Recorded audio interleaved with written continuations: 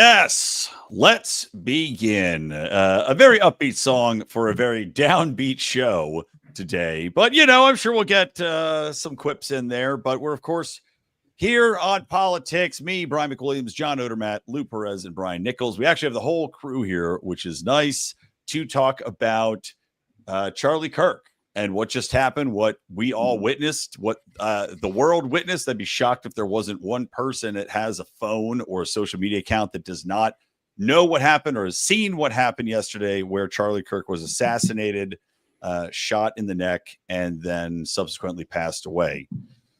So, gentlemen, where do we go from here? Well, no, that's too far. Let's start at the beginning. I mean, we were just talking about before the show, we were talking about the visceral reaction to this, and we're all fathers here, and I know I have my two little girls, one of which is age of Charlie Kirk's daughter, I think, 3, and it was an important day as a dad. Yeah, it's I think we've all experienced kind of the same thing on social media in response to this, and seeing, people coming out and cheering for this murder, people from the left, people, speaking about it, joking about someone being killed. And, he was a father, he was a husband, and it's hard to even put into words, but it's just really, for me, it's put into perspective that I think we get caught up in this online world that that people think maybe it's not real life, and the things that they're tweeting out, the posts they're commenting on. You're talking about a real human being, and you're talking about an individual who was murdered in cold blood for essentially putting a flag in the ground and saying, I'm going to advocate for freedom of speech and have discussions with anybody. I'll talk to anybody on college campuses. And he did that, and he was killed for it because he was effective at it. And he left behind 2 young girls and a wife who are going to grow up and not get to hug their dad again. And it's just horrifying to see people cheering it on. It's like, I don't even know what else to say. Yeah. I posted this over on my personal Facebook last night. I think it was or maybe it was Twitter. I don't remember. It's been such a blur of the past 18 hours. I guess 24 hours at this point. But when I came home, I have a 2.5-year-old daughter, and I was telling you guys this before we hit record, but I came home from work, and she just came over and she gave me a hug, and she kept on saying, "I'm so glad you came home, Dad." And just it's just a thing a 2.5-year-old said, but it hit me so out of the blue, because you think to Charlie's kids, their dad's not coming home again. And the reports coming out that Charlie's family was in attendance at this event, and the fact that his older daughter went running towards him after the shot because she was scared because of the noise.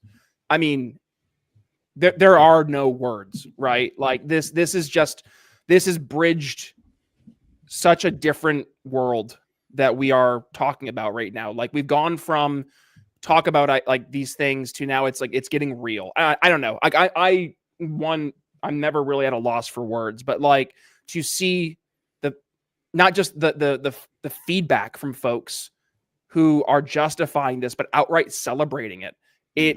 It makes me sick, especially for folks who I thought I knew. And maybe this is the part that really is it's hitting me particularly hard, beyond the family part, the dad part, the kid part, because those parts are huge to me. That guts me. But the fact that people that I grew up with, that we played in football together, we went to school together, we sang in a cappella together, we acted on stage together, we had late night parties together, and to see these folks that I thought, even if we weren't aligned ideologically. We were aligned in the spirit of humanity. And then to see them doing the mental gymnastics, doing the well, this is, a topic about gun control, like just the ways that they're trying to turn this away from the human element, it hit me. It like, holy shit, we are in a different world right now. I just don't know what more to say. It's just, it's horrible. It's absolutely horrible. Yeah, I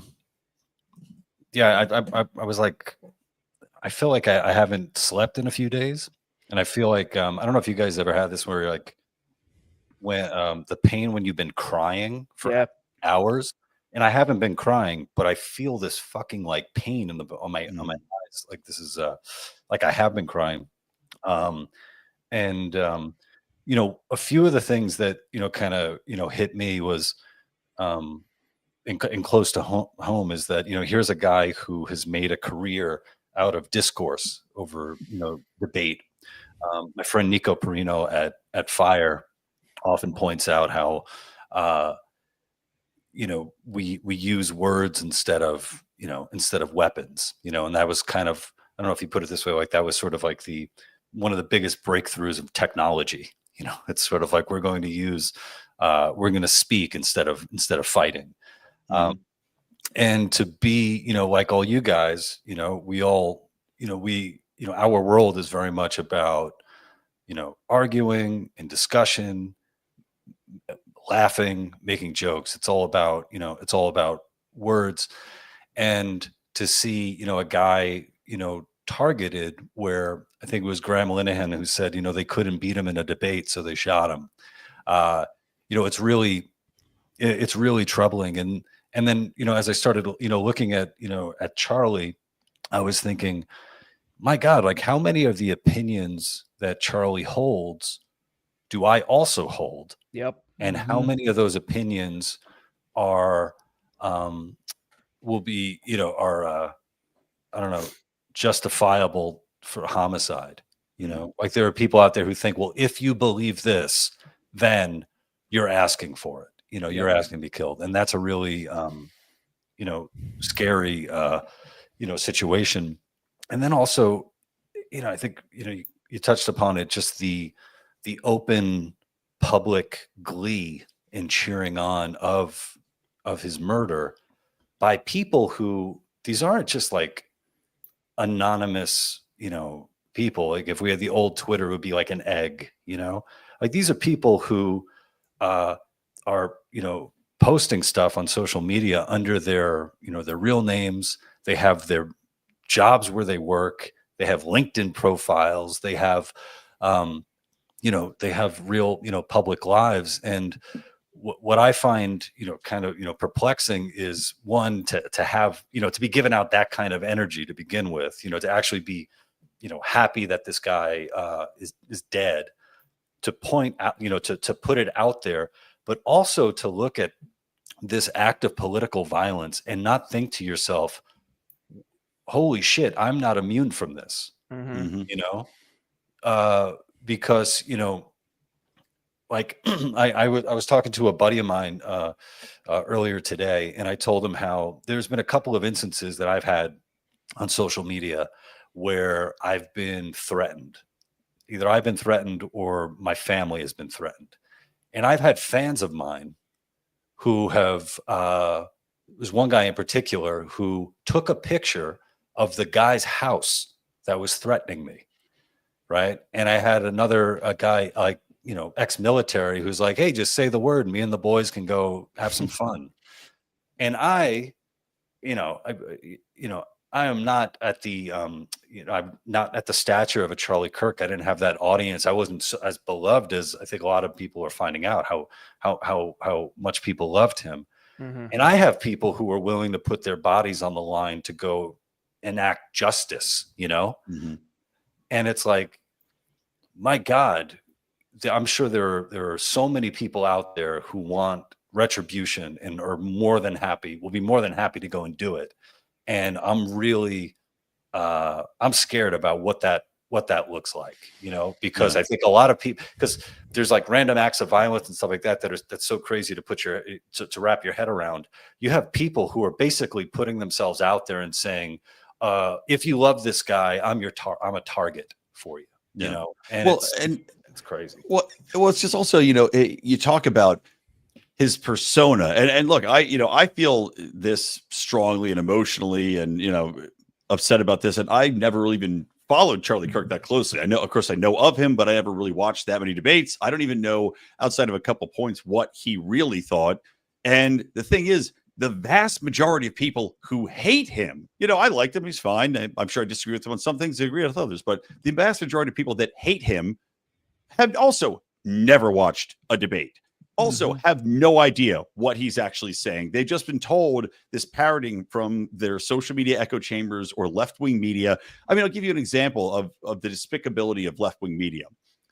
2 days before Charlie Kirk was shot in the neck, Jezebel, which is a feminist website here in the United States, well read among the hyperfems, hires a witch off Etsy, if you haven't heard about this, to cast a spell of hate on Charlie Kirk. And he gets shot 2 days later. Now, I'm not saying that the assassin, and they supposedly have a picture of a suspect now, looks like a skinny white male, but I'm not saying the assassin read that story, but that's indicative of what the environment is, creating hate around this to inspire somebody to take this action for somebody who, as we said, is having an open discourse. And what I think about, to your point, Lou, is, is this going to be a powder keg moment where things are going to boil over with more violence? Or is it going to be a moment where people stop and reset and actually take it in and say, this man was killed doing what everyone should aspire to do, which is have a dialogue. And he did it respectfully. I've watched enough videos to know that, respectfully argued with people and did it in public, which is dangerous in its own right. You see the danger of that now. But if you can't have this type of discussion because of these lunatics, what can you do? Where do you go from there? And I've been thinking about this, and I honestly don't know. I mean, I don't know which way America's going to go. We don't like the answer, right? Like, the answer is going to be not good. I saw this post, and it really it kind of hit the nail on the head. I say they, right? I'm using the collective they in this case. They don't realize what they just did. The left in general. And I'm not saying it was the left because we don't know yet who killed Charlie, but the left celebrating it, right? So it tells you at least the motivations or the sentiments of people who support this. They took out the guy who was willing to have the dialogue. They took out the guy who was doing the right thing. And for all intents and purposes was the moderate position, right? They're not going to like, even worse, what comes after Charlie Kirk, because this shows people who are more on the political right that it doesn't matter how sharp your words are, doesn't matter how good a point you make, doesn't matter how objective or reasoned or logical your positions are, they will take you out. They don't care. And that's going to tell a lot of other folks, okay, that's the game we're playing. And we already saw, we talked about this, I think it was last episode, Nick Fuentes has one of the largest platforms and largest audiences of any right-wing political commentator. You don't think that the actions over the past 24 hours are not going to radicalize a vast number of folks who just saw the guy doing things the right way, who just was literally murdered in cold blood on basically for everyone to see in 4K. You don't think that's going to push people into the camp of, okay, what do we got to do next? Also, right? Also, Brian, also a guy went to murder Nick Fuentes. Right. Mm-hmm. That's right. And I believe he ended up, and please correct me if I'm wrong, I think he ended up actually, killing like some of his neighbors or something. Yep. Yeah. Yeah. And let's not beat around the bush either. Elon Musk had tweeted out, the left is the party of murder. And it's hard to deny when the evidence continues to pile up. Now, you don't want to be collectivist and say all leftists are the party of murder, but when you have people that are constantly calling and, saying words of violence and building this environment of hatred and this environment of fear and this environment that everything is a battle for democracy, that the future, the same thing when Donald Trump, they tried to kill Donald Trump twice. It's the same buildup. Of course, we saw media this time around and people online. And then Luke can talk about his response tweet about gun control. But, Matthew Dowd at MSNBC had basically said, well, Charlie Kirk deserved it because he had said such strong words. But, who's defining the strong words? Who's defining what words are, quote unquote, hateful? Is arguing against, transing minors hateful, or arguing for solo sex spaces hateful speech? Well, no, not to the people that feel violated by those, not to children that are, detransitioning now because they were told they need to go down this path. Left-wing media and left-wing activists have defined what words are quote unquote hate, and then say that it's justified to murder somebody over them if they violate it. And that's what's sickening. Matthew Dowd now is fired from MSNBC, and he should be fired. But it's the exact same, Monday morning quarterbacking of, well, he had it coming. And that's what's been, as equally as despicable as the people outright celebrating it is the people that are willing to put themselves out there and say, well, you know what, I'm not for violence, but he had it coming. Well, and really quick, I know Lou's going to jump in, but just rewind 48 hours ago, Van Jones was over on Abby Phillips' show on CNN saying that Charlie's response to the Ukrainian girl who was butchered in the Charlotte subway, that his response was making things more extreme. It was increasing the temperature. It was weighted language, and he's saying things that are despicable, are horrible. And it's like that happened, and then literally 24 hours later, Charlie Kirk is gushing blood out of his neck because he takes a sniper's bullet. Like, I'm not trying to say, A plus B equals C, but when you see constantly the folks in these old corporate media, seats and folks predominantly in the left echoing the same narratives of, it's okay to punch a Nazi, it's okay to punch a TERF, words are violence, this verbiage and calling everybody a fascist or a Nazi, it creates this impression to your average lefty that, well, what do we do, right? What do we do? Well, what if they're a Nazi? They're gonna do unspeakable harm. So we better take them out before they do something bad. And it justifies, to your point, Bri, every single horrible thing that the left could do because they didn't, the person that they're going after didn't follow the rules. They didn't stick to whatever the predetermined rules were. Oh, well, this is because you didn't support gun control. Bet you feel silly now. Well, it's because you're not using the right words. I bet you feel silly now. And it is just so mentally just deranged. It's insane.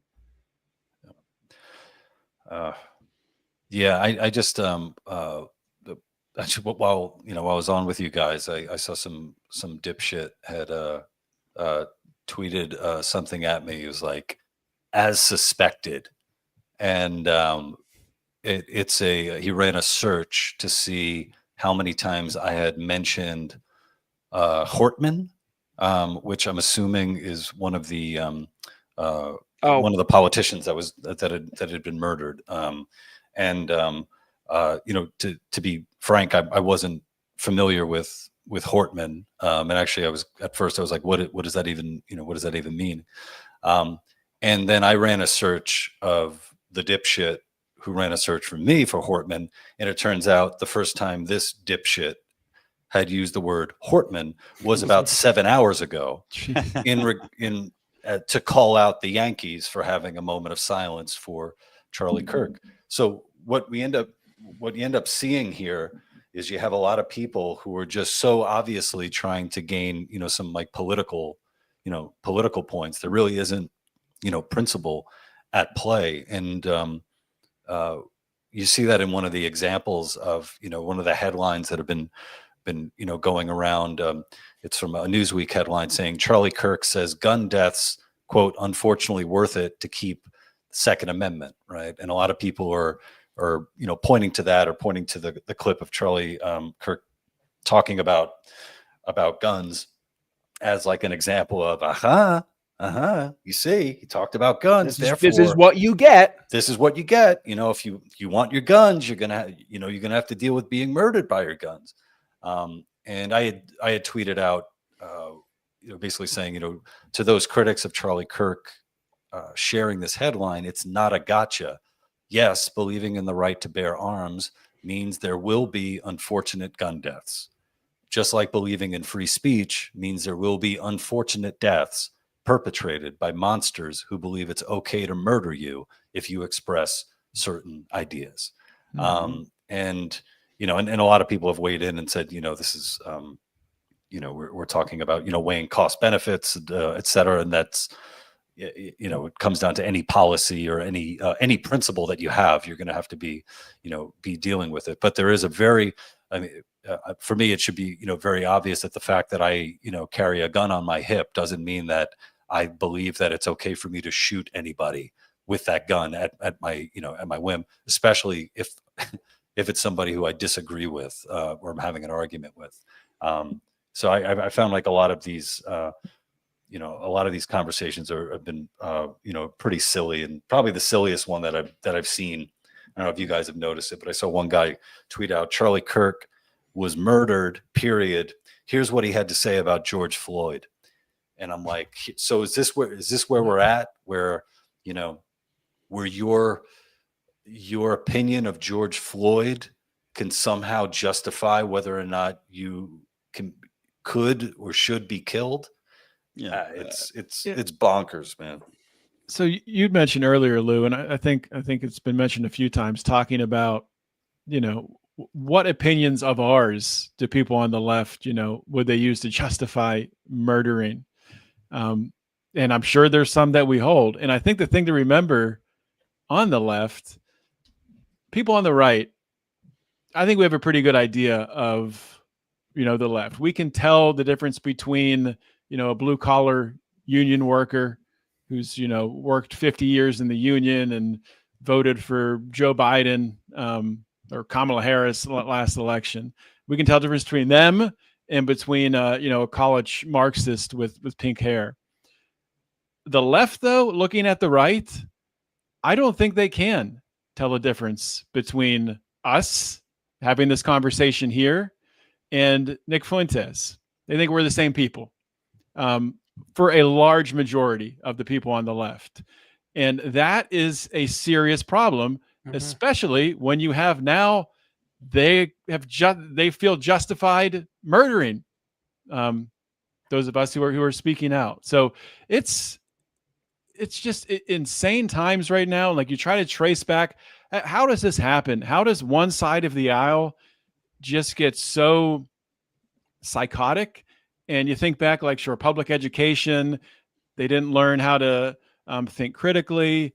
That was doubled down into higher education with leftist propaganda. But all of us went through higher education, right? I think we're all a product of public schools. Where does this disconnect happen? How do these people get like this? It's just, John, it's not a fun answer, but I think a lot of it is the manifestation of online communities and groups. Because back in the day, when you had a batshit crazy idea or some just completely out to lunch perspective, you were probably the weird guy in your town, right? Like you were the guy, and everybody knew you were the guy. Like, oh, there's Bill at the bar again. He's echoing back his crazy conspiracy stuff, right? But now Bill goes online and Bill finds a group of folks who think just like he does, and they build this little echo chamber, and they start just force feeding, whatever confirmation bias they need to justify the insanity. And then it turns from discussion to action. And we've seen this in the confines of Reddit. We've seen this in the confines of Blue Sky. We've seen this in the confines of X even, where you'll have people who they'll kind of coalesce into these little echo chambers of batshit insanity. And what ends up manifesting from that, especially, and what we've seen from more of these left-wing groups, is very real, tangible, credible threats of violence that do manifest many times in actual violence.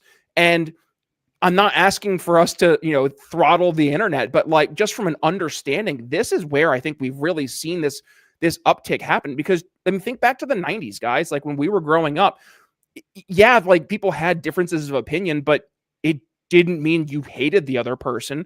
And then you fast forward to the advent of the internet 30 years later, and now we have people who traditionally were just normal, average people who get pulled into these left-wing circles, and all of a sudden they turn into these rabid monsters. And it's very eye-opening. It's very depressing. But unfortunately, at this point, I don't really feel it's that shocking. Well, I wonder if, because of the shocking nature of this, what just happened? You have the psychos that are just completely lost to humanity. As I title this episode, it exposes the monsters among us. And there are people who have been so radicalized and so brainwashed by leftist media and academia and these ongoing groups, they're never going to come around again. But I think there is a large portion of the population that was so disgusted and upset and disturbed by this, where you even have people like Kimmel, and Stephen Colbert. I tweeted out last night, said, Stephen Colbert gave a very straightforward statement saying that this is, it's abhorrent. You cannot have this. He remembers the violence of the 60s, political violence of the 60s, which we thought we'd move past, and how this cannot be tolerated. And that was the first intelligent thing he said in the last 10 years. But it gives me hope that is the prevailing sentiment, that it will go unheard by the psychopaths on college campuses. And I want to talk about retribution for these people that are cheering it on. But when those people are unreachable, the vast majority looks at this and goes, this is too much. This is terrifying. This is disgusting to watch. We've gone too far as a society, and we have to rein this back in and start to question, like we're talking about, how did we get here? How does somebody get this place where they go and shoot a man in the neck in broad daylight, and start to reanalyze maybe this even comes through to the way in which our media is created, the way in which people dialogue, questioning sources more, because that's what I'm hoping personally. Yeah, and for me too, like, I'm thinking back, like, jokes that I've made, and I'm like, like, oh, did I make jokes about, someone who was attacked or, or whatnot? And now I'm like questioning, like, man, like, I don't know, was it not necessarily right to do, or, where was I coming from? And like, hearing about, this Hortman and the, other, the politicians who have been killed. Yeah. And this is in Minnesota, right? Yeah. It's like, hey, maybe that, that's on me that I'm not as, up on, what's going on, but I wouldn't cheer on that person being murdered. No, doing that is a really bad thing. It's a really bad idea.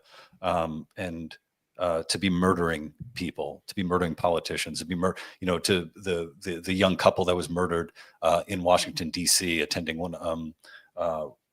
attending a gala or something that happened, not too long ago. Yeah, it's fucking wrong. It's terrible. You're not going to find me cheering it on. Oh, what a great thing to do. So even the whataboutisms, it's sort of the whataboutisms work when you're dealing with a hypocrite.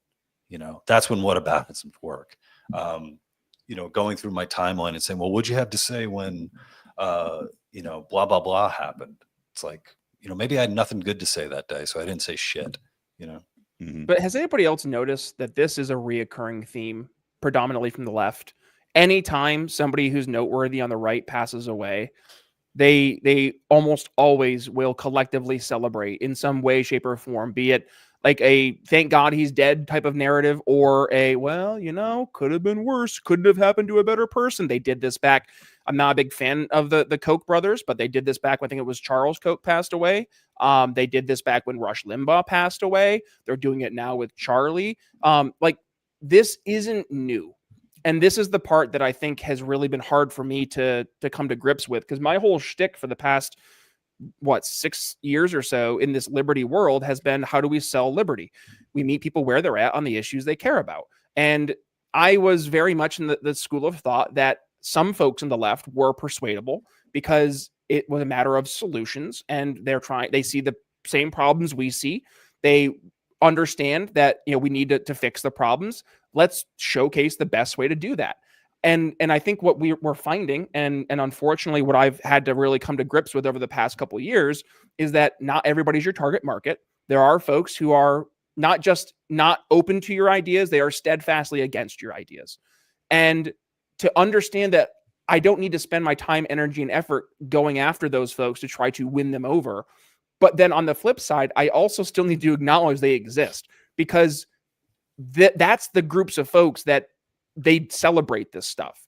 And again, we don't know who did this as of yet, but if you were to use, our critical thinking skills that a lot of our friends that we've been talking about today don't seem to have, one would stand to reason that it is more likely than not somebody who is more politically left-leaning.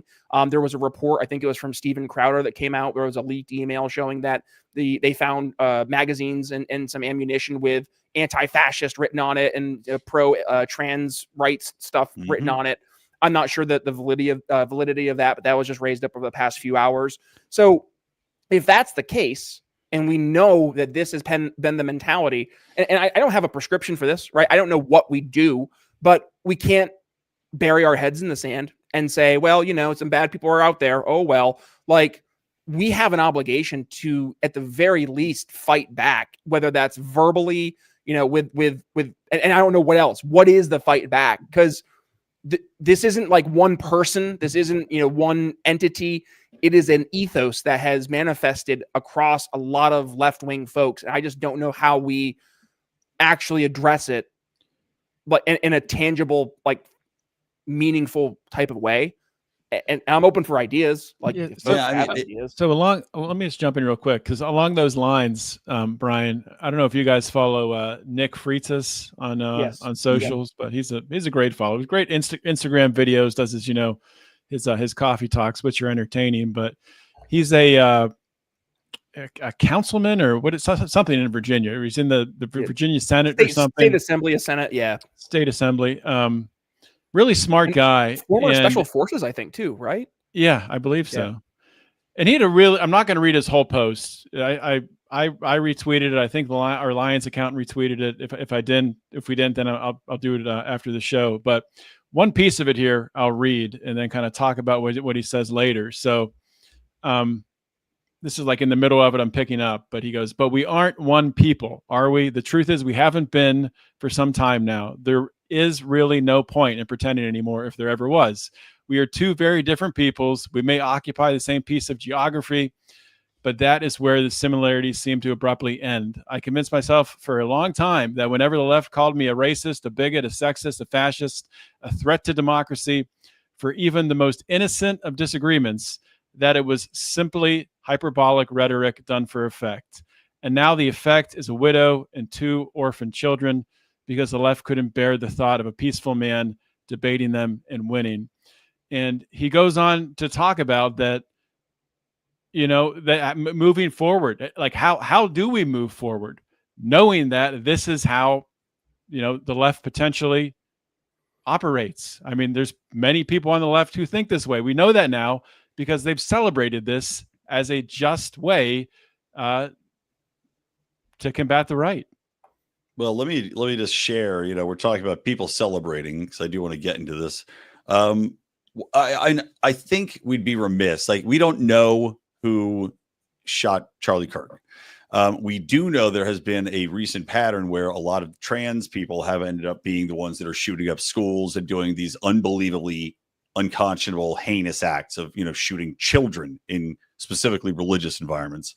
And if this turns out to be yet another trans shooter, the question is then, okay, well, how much of the trans movement and how much of trans, quote unquote, medicine has been applied to people that are just legitimately mentally ill and has been used as a cover for being mentally ill, and then written off as you're cured because you came with this mental illness and we said, okay, you're trans because you got fooled, conned into this, because it was all, anywhere you looked was trans, right? It was at every media, it was at every school, it was in every doctor's office. Trans is the cure to all of these things.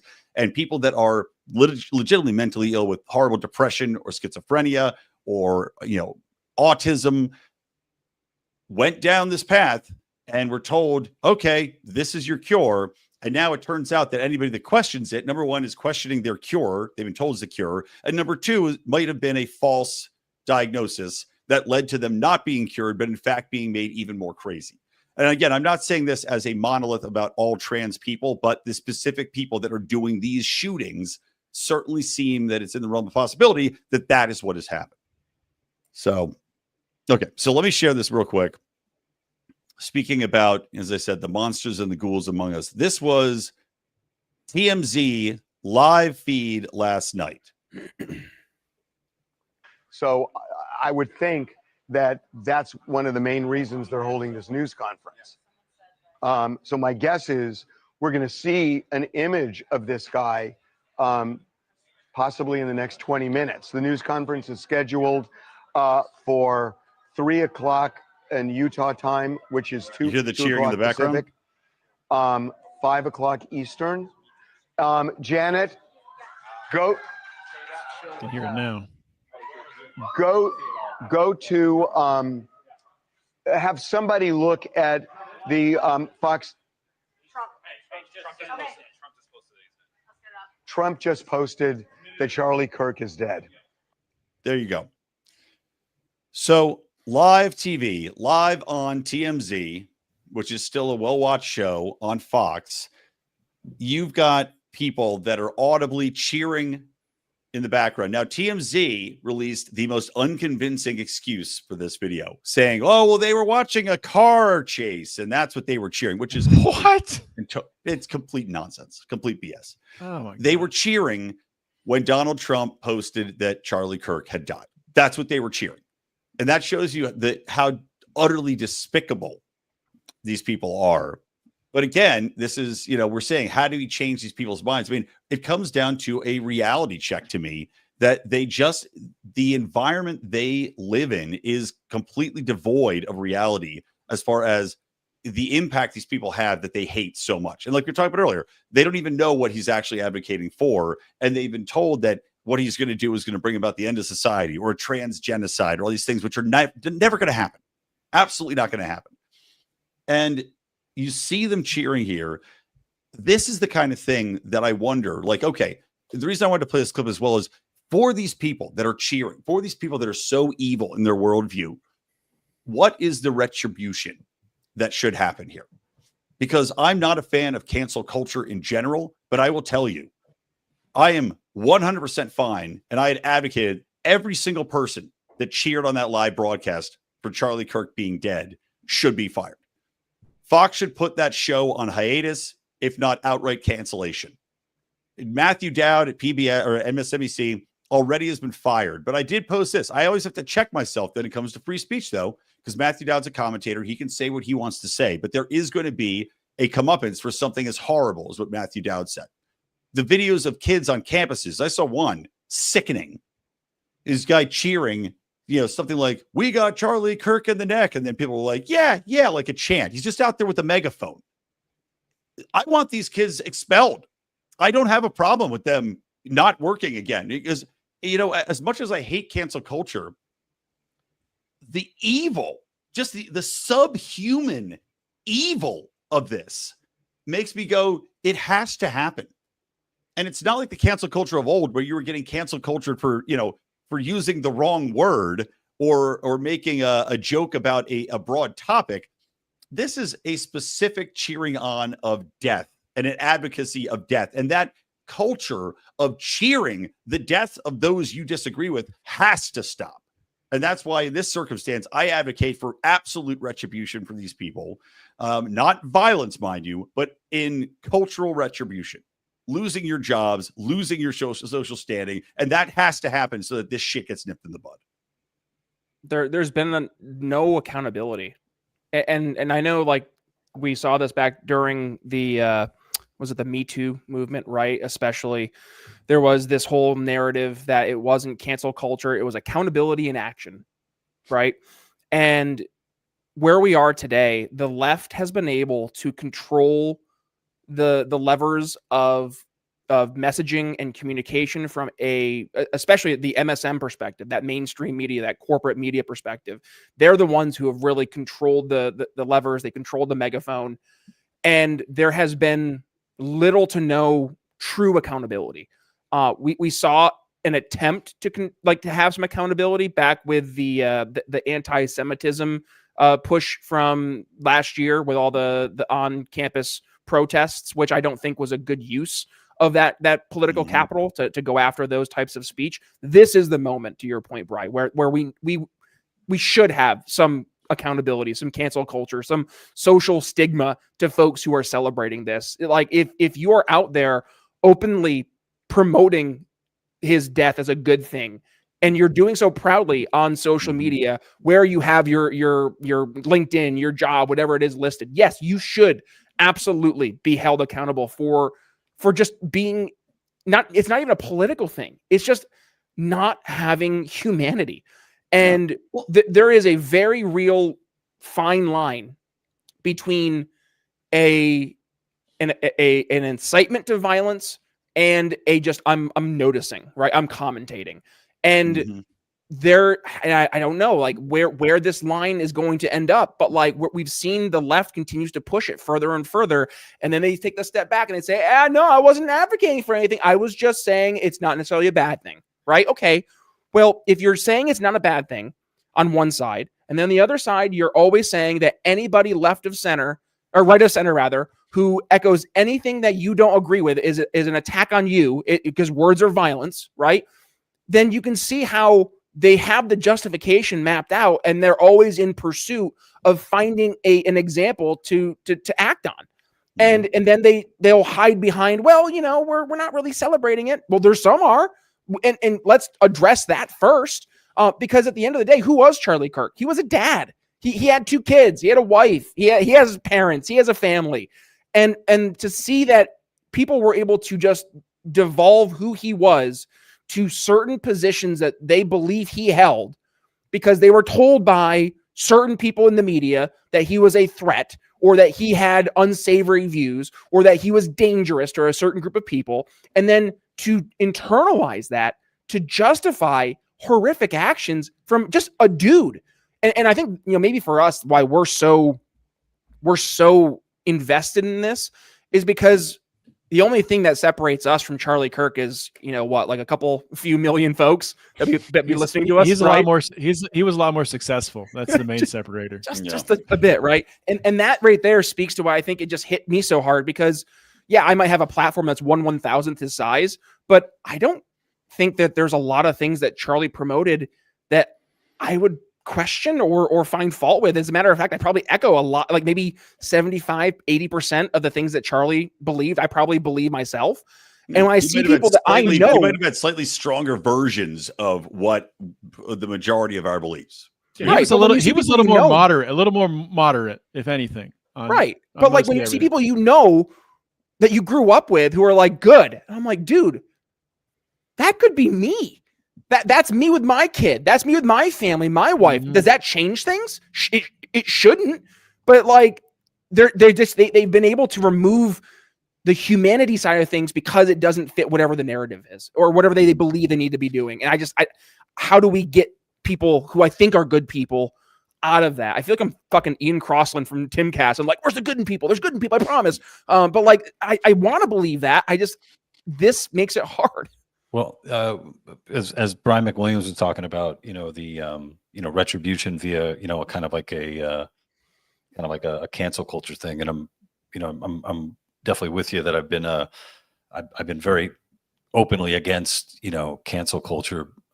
What this kind of reminds me of is one of the things you would hear often when it came to like kind of corporate offices and stuff is that people wouldn't feel safe having a particular person working with them. Like I think it was the Atlantic, where employees of the Atlantic didn't feel safe that Andrew, I'm blanking on his name. Andrew, the Daily Dish. Well, the New York Times press room. They say with Tom Cotton, right? We can't have Tom Cotton as a contributor. Tom Cotton, Barry Weiss. And they said Yeah, the same Barry thing Weiss, about yeah. Barry Weiss. They didn't feel safe with Barry Weiss there, right? Because of whatever beliefs that she had. Andrew Sullivan. Andrew Sullivan, excuse me. Yeah. Yeah. They didn't feel safe with Andrew Sullivan working there. And like Andrew, I don't even think worked in the office, but he was, what's his name? Kevin Williamson was another one. The Atlantic. They didn't feel safe with him working there. There was a time some years back when I was supposed to do a show for one of the mini documentaries that I produced, and there was a club in Dallas that we were booked to do, and then the night before they canceled it because their staff did not feel safe with Lou Perez being there, and so you have these certain ideas, opinions that make people feel unsafe, and because of that, they need to be let go and fired. Well, I don't know if you can get more. You get pretty close to being really unsafe if you're working around the type of people who are openly cheering for the murder of somebody, right? Yeah. So I do think for daring to discourse, for daring to have debates. Yeah. So I think not a violent man. So I think it would be a lot tougher to argue against firing somebody for holding that opinion than it would be to say, oh, I don't want this person here because they believe marriage is between a man and a woman. I feel unsafe that they believe in a traditional marriage as opposed to, no, I feel unsafe because this fucking guy, is all about someone shooting someone who believes the exact things that I believe. Yeah, exactly. That's just saying there's that line. I feel this crosses that line when you are, because it's also the question of, okay, we talk about people leaving manifestos when they shoot up a school, right? And how we don't release those people's names, and you don't want to read the manifesto because that's what they want. Well, what do you think the people that are out there, these psychopaths that think it's warranted to shoot Charlie Kirk for his, for daring to debate, seeing videos of psychos in the street cheering and yelling with bullhorns and celebrating this, is that going to lead to more or less violence? If you talk about the question of incitement, this to me, it's not incitement, but like we're saying, it is over the line.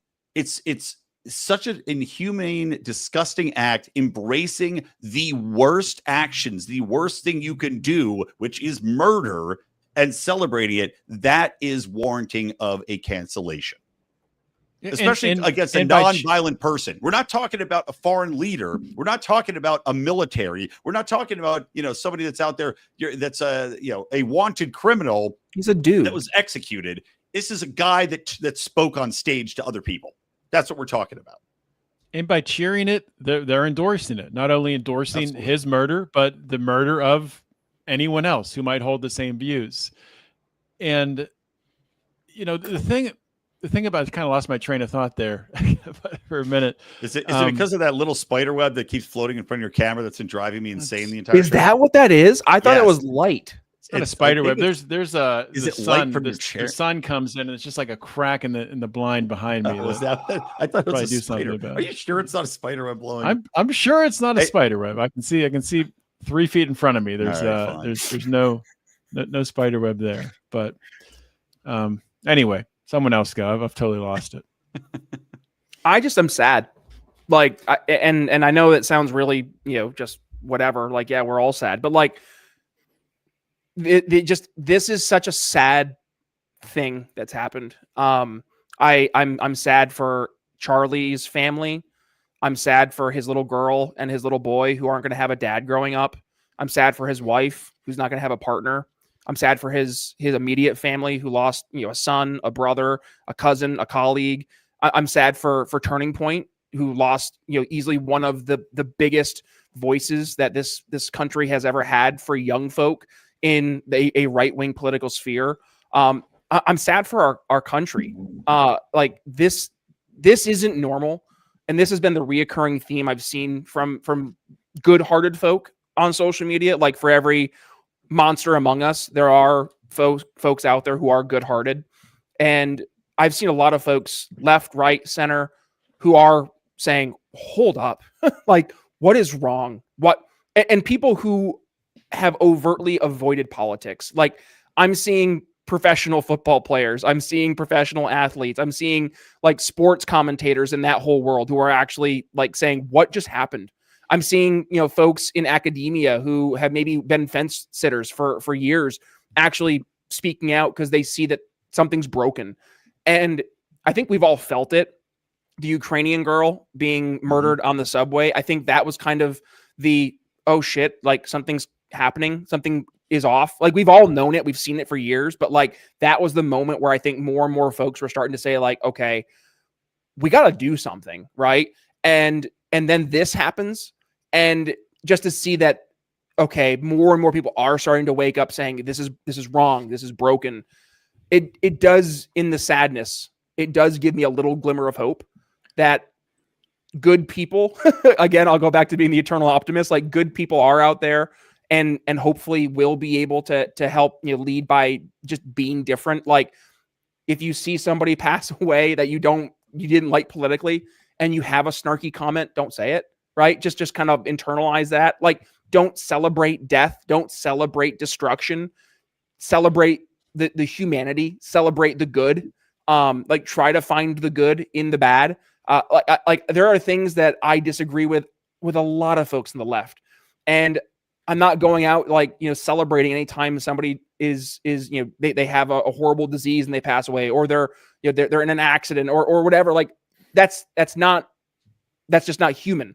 And I'm hoping that as more and more normal people in this more 80-20 mentality see this isn't good, this only leads to more bad, that it will encourage more people to both start to try to do better, but also to hopefully hold other folks to account. Like for some of those batshit crazy folks in my circle that I've seen who were celebrating this, I go to their comments and there's no support. Like there are people who are like, dude, what are you saying? What, like, no, this is insane. And that gave me a little bit of the, like, okay, this isn't just being accepted. There are people who are seeing this that would normally not speak out, and they're calling out the bad behavior from folks who are celebrating this. So maybe there's a step in the right direction. Maybe there's accountability coming. I don't know. I hope, I pray, but I am sad. I am sad. Something else that I've been seeing is Tom Woods in his newsletter shared his memory of Gret Glyer, who was murdered a few years back, and founder of DonorSee. Yeah, yep. Really great guy. And obviously Charlie Kirk and Tom, shared a memory of the first time that he had met Charlie Kirk, and Charlie was a very young man. 2012. Yeah, and he shared the email that Charlie had sent him, and it's a sweet thing. And I think what it says to me, as somebody who I never met Charlie in person, but based on Tom's experience with him and other people I've seen like Cenk Uygur and other people, it seems like this was the type of guy who was about reaching out, and not only we obviously know him from his debates and all that, but also reaching out to tell people, thank you so much. You had a big impact on my life, and I'm trying to do better. And, and you're inspiring me. And I think that's something that if you want to have like take something away to have a positive impact on the world, is to reach out to more people who are having a positive impact on your life and thanking them. And, maybe in that way you're pushing things in a much more positive direction than, even just staying, keeping things to yourselves, or just, or just following their work from afar. And one thing that I would say too, that struck me, is the fact that Charlie's 31, he was 31, and I'm 43. And when I think about what my life has been like over the past 12 years versus what my life would have been like had it ended at 31, my God, what a whole world and wealth of experiences, and me having kids and all that. And it's yet another reminder of just how precious time is and how quickly it can just go. And I think the world would be the world would be a better place if Charlie was still in it. I don't doubt that, and I think that we've lost a lot with this person. I think what's been clear too is like even his political rivals, his opponents in debate, they know it as well, and they've expressed that point as well. Have you seen those videos, by the way? Like Hassan Piker, Dean Withers. Like Dean Withers was bawling. Yeah. Hassan Piker, he saw the video on stream. He doesn't show the video, but you see his reaction and visceral, like just sadness and discomfort. Hassan was supposed to debate Charlie in 2 weeks. Yeah. And seeing folks like him be like, guys, stop. And I think there was kind of a moment maybe for Hassan, like, dude, I'm not saying you're next, but like you easily could be that person in response. Like you got to cool the temperature down. You can't celebrate this stuff. And there is accountability to your audiences. Like you have an audience that reaches tens of thousands, hundreds of thousands, millions of young folk every single month. And if you're constantly celebrating the death and destruction of people you politically disagree with, you're only enabling. You're not inciting necessarily, because you're not saying, hey, audience, here is bad person, go do X, Y, and Z. But if you're saying, it's open season to punch Nazis, and then in the next sentence say, and here's a list of Nazis, right? Sorry, you're giving them the blueprint. You're giving them the ingredients, and now it's just on the monkey to put the ingredients together to make the bomb. And don't be surprised, right? And I think this is part of the reaction. Don't be surprised when you see people who are watching this firsthand say, okay, we got to do something, right? What's the best reaction? Oh, here's a guy who's not necessarily inciting, but he sure is implying. Yeah, man, like, just it sucks. I mean, it's a traumatic event that we all witnessed. I don't think anything like this. I mean, talk about like things like 9/11. I mean, it's 9/11. It's exactly right. That's the last one I can obviously think of. By the way, not as much death. Yeah, I'm not today. I'm not comparing the amount of death yet. Anniversary 9/11 today to 9/11, but yeah, from the perspective of on today's social media, everybody saw it. It spread so quickly. It was everywhere. I've never seen something go from X to Facebook like that before, ever. Yes. Facebook's always a couple days behind it. Not today. And it was everywhere. And people are typically a little less likely to post things like that on Facebook. It was everywhere. And it's just crazy. And to come back, I remember what I was going to say about the cancellation. So I'm kind of like a free market guy when it comes to cancellation. And, I've worked for corporations before, and I always knew in the back of my mind that if the places I worked for, if they saw some of my podcasts and they didn't like it, then I could be fired. I knew that if they didn't like some of my views, but I took that risk anyway. So if people are going out there and they're going on their Facebook feed with their name next to it, commenting on something, yes, you can be fired for that. And if somebody wants to take that and post it and circulate it, they have every right to do that. People need to start looking at it this way. If you're going to post on Twitter, if you're going to reply to a comment on Facebook, it's the same thing as if the local news came up to you and put a microphone in your face and said, what do you think of Charlie Kirk getting shot? That's the same damn thing. So if you wouldn't say that on your local news, don't put it on Facebook. Yeah, agreed. Well, let's and by the way, if you would say it in your local news, don't be surprised when you get the pushback. Don't be surprised when people freak out and start boycotting your business or calling for you to be fired, because that's what actual accountability looks like. That's actual consequences, which has been non-existent in politics for years. But let's say we're about an hour in. Let's try to wrap it up. I will say this just as a note you guys have all kind of clued on, and like John mentioned, it is a 9/11 type of moment. And what I take away from it is that, Charlie Kirk's organization was called Turning Point. I do think this will be a turning point type of thing. That this combined with the subway murder, these are two events back to back that shocked the entire nation. I think it is a wake-up call. I think it is going to serve as a point of inflection for America. that nobody will forget that saw it. And you're going to say, you know what, that's when things changed. And the question is which way they're going to change. I personally think it'll be for the better. You know, I also am a cynical optimist, but I believe it will change for the better. And for the sake of my kids, who I am going to give more big hugs to when I see them, I think it has to be that way. Otherwise, America's basically done. I'll just end with this right there. I want to make sure that we focus on what actually matters today, and that is who Charlie was as a human being. Again, he was a dad. He had 2 little kids. He had a wife, and those little kids and that wife are never going to have that dad come home. And just, you know, to people out there who are celebrating this, please just take a step back and just please acknowledge, or at the very least try to understand, that there is a human being behind the person you think you hate. There's a family suffering right now behind the person you're celebrating their death. And just please, in your heart, I'm not trying to change your mind. I'm not trying to change your opinions on gun control. I'm not trying to change your opinions on anything, right? I just want you to just please find some humanity. Just take a moment.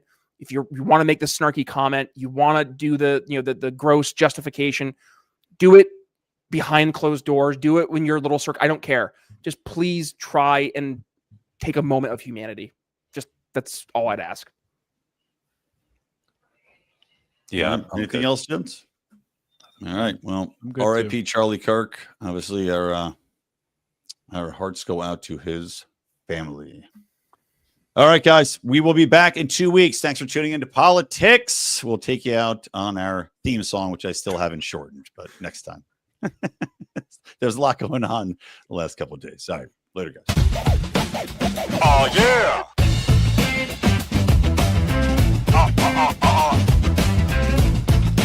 Politics, more like politricks with your polipricks. Oh, yeah. Politics with your polipricks. Throw your hands up. Oh, yeah. Who this?